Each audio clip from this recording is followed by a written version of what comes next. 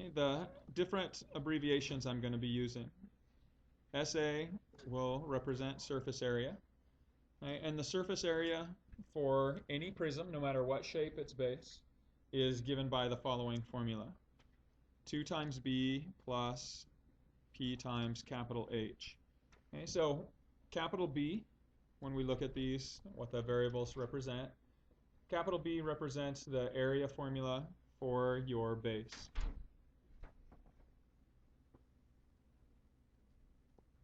Okay, so in this particular case, our base is the set of parallel and congruent polygons connected by rectangles. So what would our B value be for this particular prism?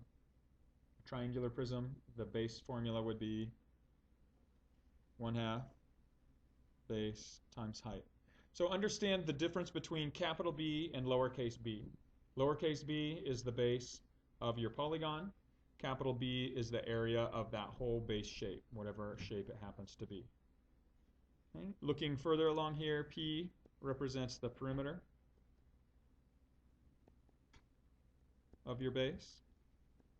So in this case, P is just going to be the sum of all 3 sides of this triangle. Okay. And then finally, the last variable in there, capital H, is the height of the solid. Again, whatever kind of solid it is, capital H represents its height. So for this prism, the height is the perpendicular distance between the parallel and congruent bases. So it's this measure here. So that is the formula for your surface area of a prism.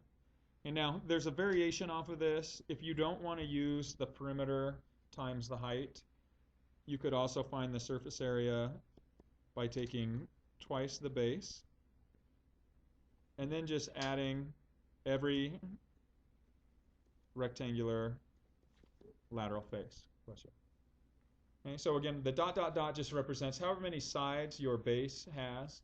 You'll have a rectangle for each of those sides. So you could just do this part by part, just kind of break out the parts and add them all together.